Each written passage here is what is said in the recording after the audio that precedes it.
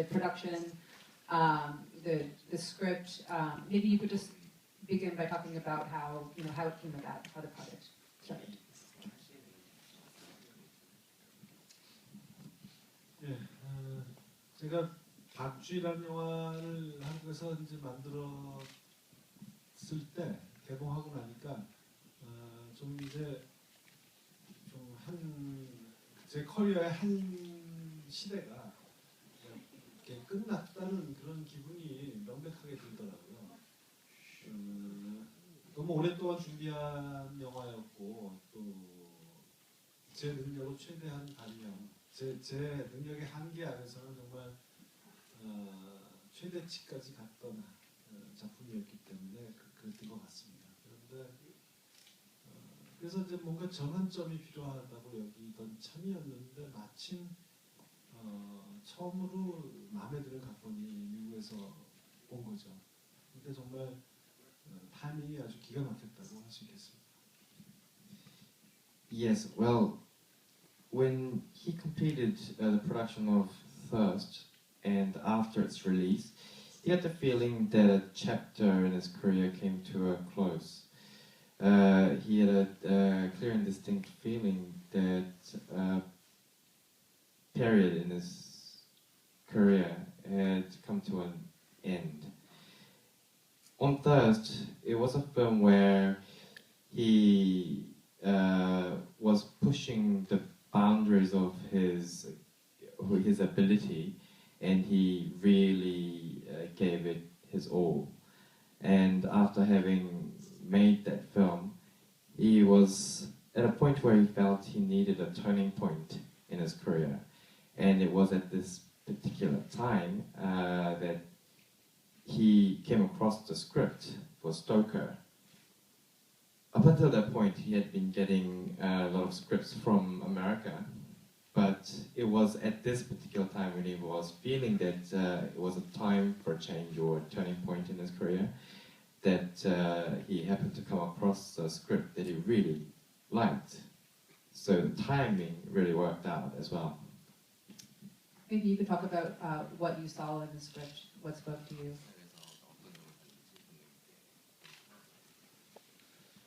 예, 어떤 점을 봤다기보다 어떤 점을 들었죠. 또는 더 정확히 말하자면 어떤 것을 듣지 못했죠. 다시 말해서 영화 굉장히 조용한 영화가 떠오르더라고요. 이걸 읽을 때. 고립된 장소고 사람도 몇 명 안 나오고 말도 많지 않고 조용한 가운데 뭔가 어떤 소리들만 두드러지게 들리는 거죠. 나무 마룻바닥에 삐걱거리는 소리라든가 시계 소리라든가 말을 하지 않아도 사람들이 숨을 쉬는 소리라든가 그런 것이 괜히 신경을 건드리고 뭔가 긴장을 하게 만드는 그런 분위기가 떠올랐어요. Rather than what he saw in the script, he heard things while he was reading the script, or he did not hear things while he was reading the script. To clarify, when he was reading the script, this image of a very quiet film came to his mind. In this isolated mansion, populated only by a small number of characters, it provides for an environment where small sounds really stands out, as in the footfalls, as in the footsteps falling on the wooden balls on the floor, making creaking noises, or tick-tock sound of the clock, or even without there being a lot of dialogue, you can imagine in its place the breathing of all these coming from all these characters. It's something that gets on your nerves, and it's something that creates a lot of tension. Along with the sound, which was a very remarkable aspect of the film, it was nice that using a spare script, you were able to use so many film editing devices. Like there's a lot of cross-cutting And you do more with the cross-cutting than just to create suspense. It's actually, I feel like it creates a kind of an aura. I don't know if you'd like to speak about that.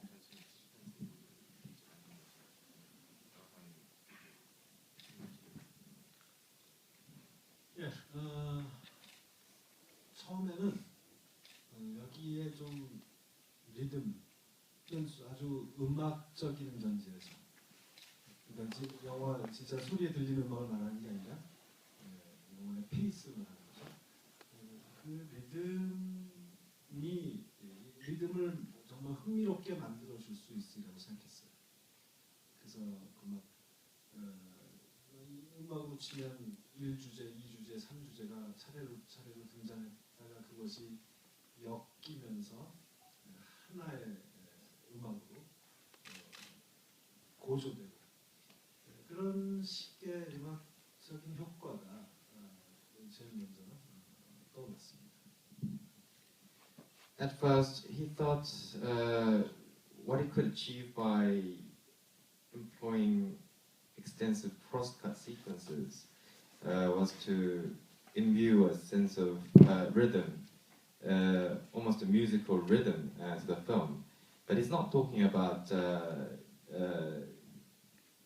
music that you hear or the score, but in the context of the pace of this film, he thought he could imbue it with a certain kind of rhythm.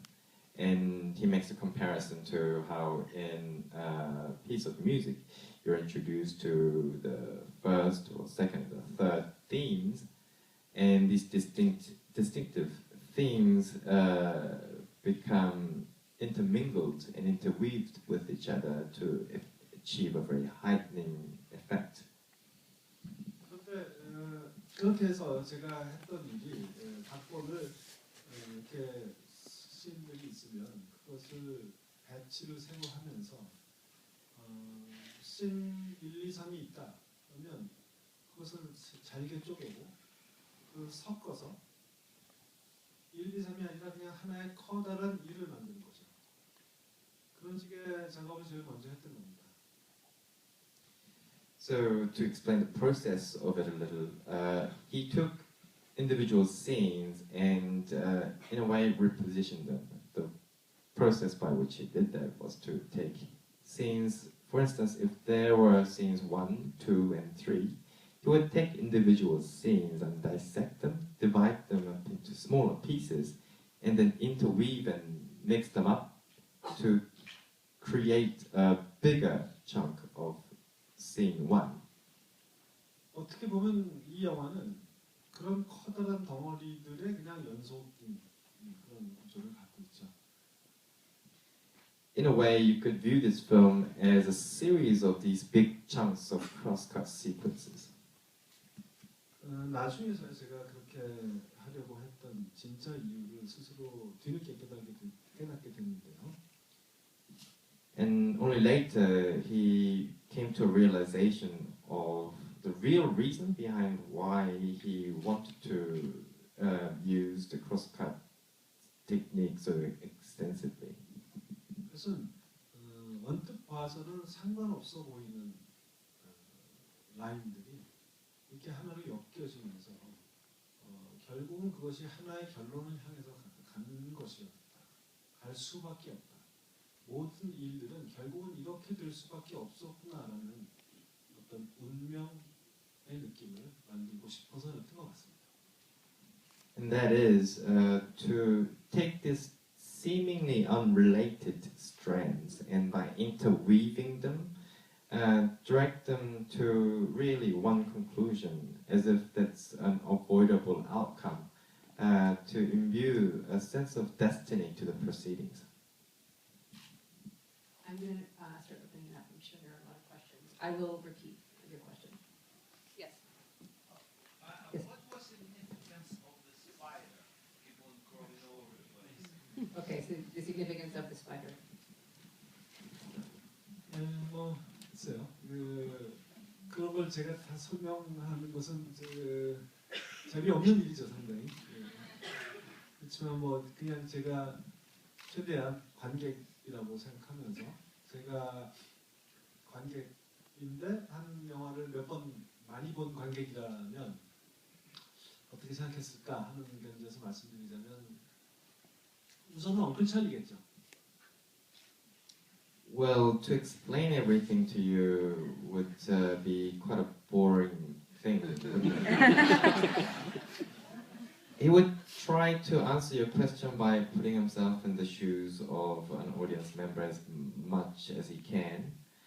And imagine trying to see it from a position of audience member who's seen quite a lot of films before. What would this audience think? The significance of the spider is, first of all, he could say that spider is a metaphor for Uncle Charlie.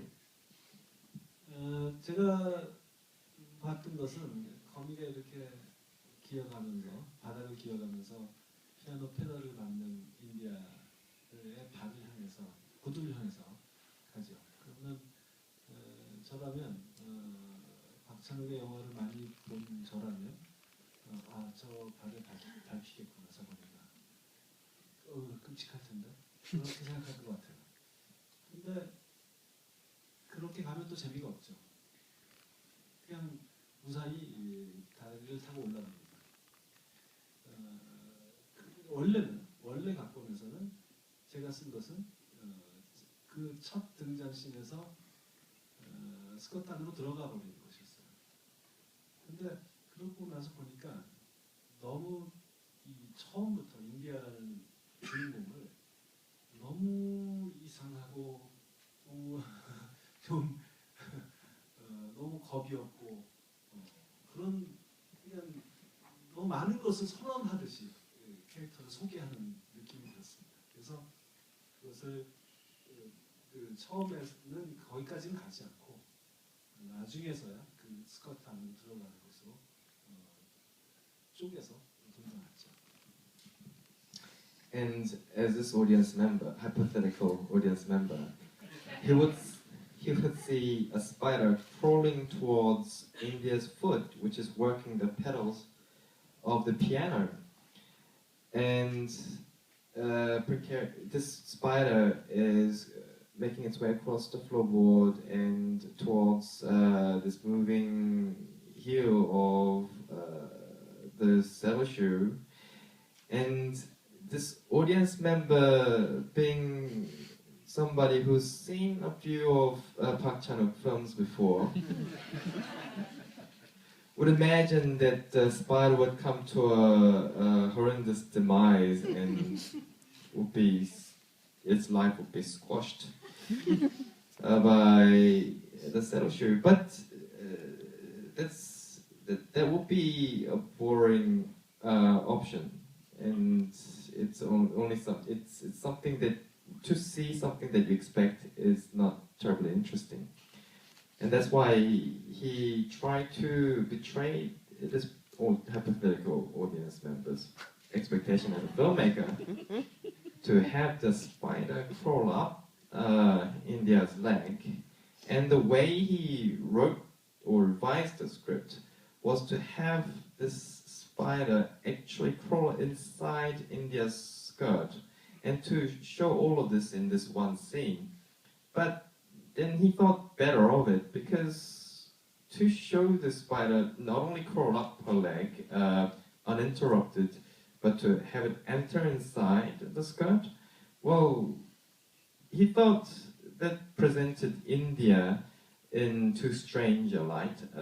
To show her as such a fearless girl is probably making too much of a statement when we are only at the introductory stage to her character. 처음에는 인디아를 평범한 소녀처럼 등장시켜야 그녀의 저니가 재밌어지는 것이 아니겠습니까? 그래서 그 장면은 배에서 뒤로 돌렸고 그리고 나서 이제 마지막에 앙클 찰리가 죽을 때 그의 몸에서 또 기어 나오죠. 마치 인디아의 스커트로 들어간 것이 앙클 찰리였던 것처럼 또 그의 몸을 그의 영혼이 떠나는 것 같은 느낌을 주고 싶었어요. 이 모든 걸 통해서 뭔가 이 두 사람, 이 남녀는 뭔가 좀 인간과는 다른 어떤 부류의 종족인가 하는 느낌. 또 엉클 찰리는 정말 실제 하는 사람일까? 인디아의 상상이 만드는 무언가가 아닐까? 하는 그런 느낌들을 좀 불어넣고 싶었어요. 그러나 이것은 하나의 그냥 해석에 불과한 것입니다. 제가 이렇게 말했다고 해서 이것이 무슨 유권 해석이라고 절대 생각하실 필요는 없습니다. So that's why he cut that shot of Spider entering into the skirt out of that scene and placed it later in the film. As much as possible, he felt he needed to present India as an ordinary girl, at least at the start, in order to make her character's journey that much more interesting. And just like how Spider enters into a skirt, Uncle Charlie enters into a life, and upon his death, we see the spider crawling out of his shirt, as if to allude to how his spirit would leave his body. Another function this spider metaphor serves is perhaps to speak to how the character of Uncle Charlie could be something more than human. Or another way to see it could be that a question: is Uncle Charlie someone who actually existed in India's life, or is he a figment of India's imagination? But,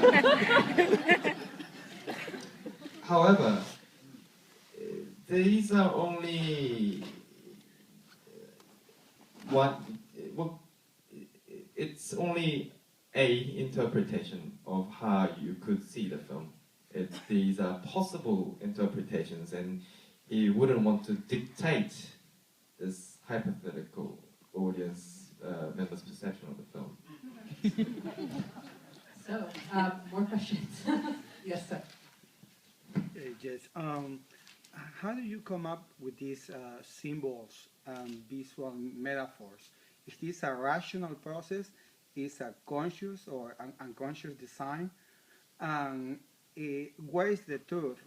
Or in your style is very strong. You know, the colors, the symbols, everything. Your movies are very stylized. Where is the truth? Where is the substance of your style? So this is It's like two a question questions. about at what point in which do symbols and metaphors come into it? Exactly. The first one would be if this is a rational process when he's Is it designing subconscious or conscious? a conscious or unconscious, you know, how he designs these symbols and metaphors. And the second question is, where is the truth? You know, they always tell you when you are an artist, they tell you, tell the truth. Where is the truth in this style, in his style? And then the second question is, what is the truth in your style? Exactly.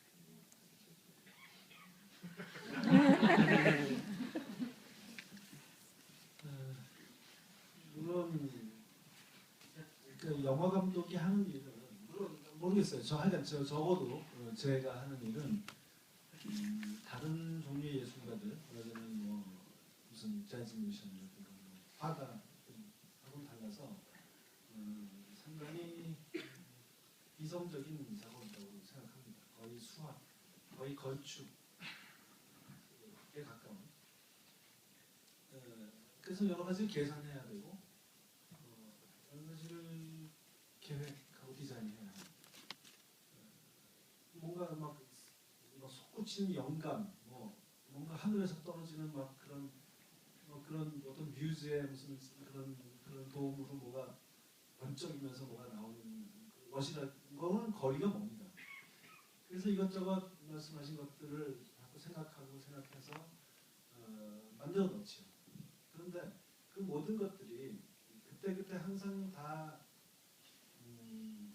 의식되진 않아요. 어떤 것들은 나중에서야 뭔가 뭐 편집을 하는 단계에서 이게 내가 이런 의도였구나라는 걸 깨닫게 된다거나 심지어는 개봉해놓고 깨닫게 되는 경우도 있습니다. 그런데 그것은 정말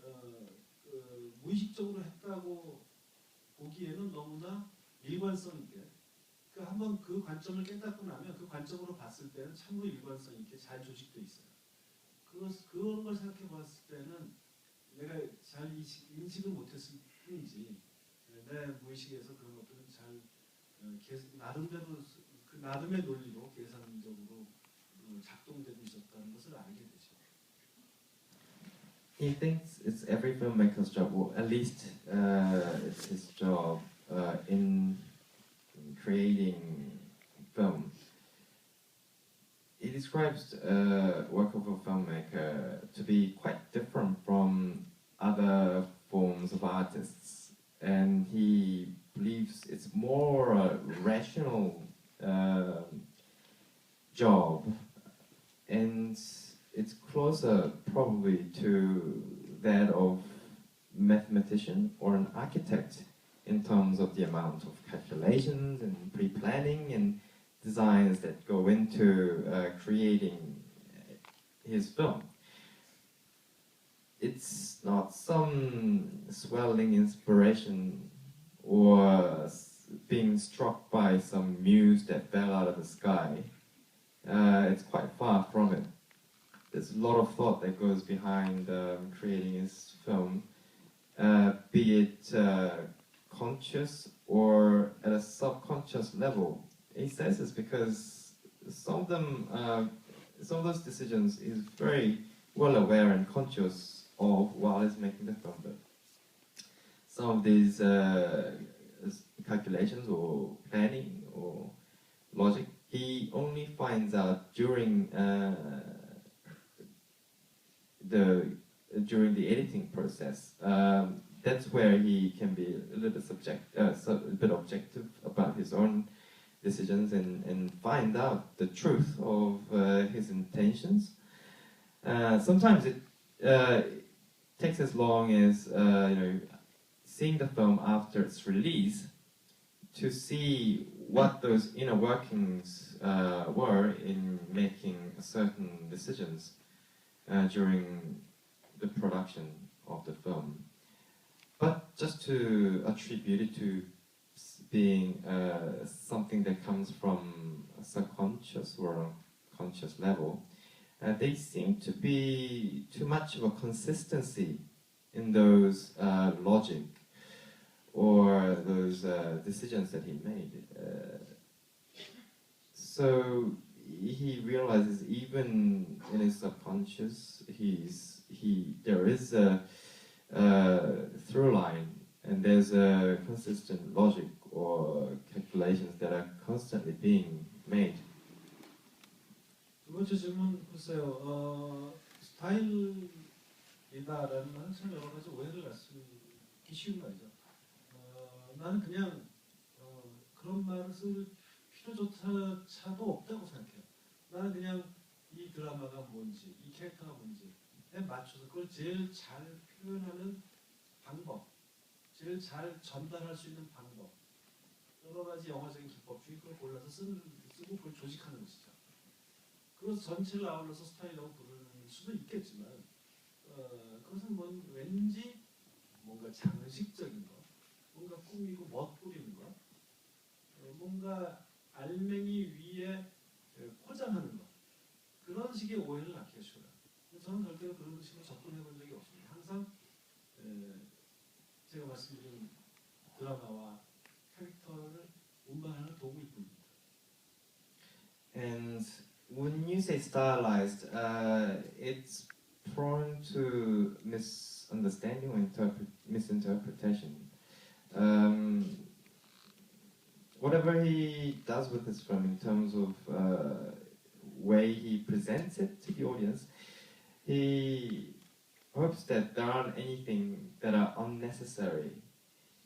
In terms of his approach to filmmaking, he would only use those cinematic tools that are essential to tell the story, that are essential to the drama and the characters. What would be the best way to convey the drama and the character to the audience? What are the best vehicles? What are the best cinematic grammar is what is concerned with. When you say style, it conjures up these images of something more ornamental, or something that's more of a wrapping paper that covers what's the substance. And he's never really subscribed to such an approach, or ornamental, superfluous kind of approach. In the front. Quick question. I don't want any explanations why. The masturbation scene in the shower, was that in the script, or did you come up with that? Either way, I'm satisfied. Very simple question. Was the masturbation scene in the script? 예, 있었어요. Shower. 지금 그러니까 다른 것들은 많이 바뀌었어도 그 장면은 상당히 비슷하게, 그지? 지금하고 상당히 비슷하게 원래부터 있었던 것 같아요. It was in the script. Other scenes, he may have changed them to a bigger or lesser degree, but this pretty much remains intact from its original form. Yes.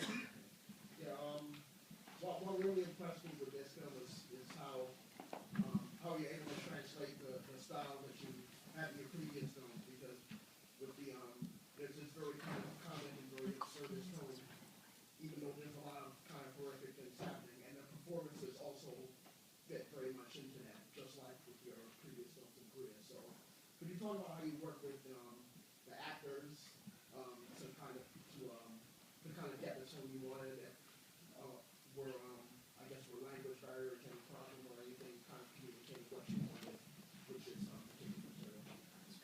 So given that a lot of the tone was similar, the humor going along with the suspense was very similar, and the performances felt like they resonated with the earlier films.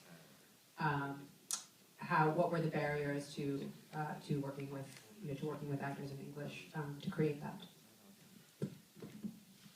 그러니까 캐스팅을 잘해야 되는 거죠. 그래서 캐스팅이 중요한 거죠.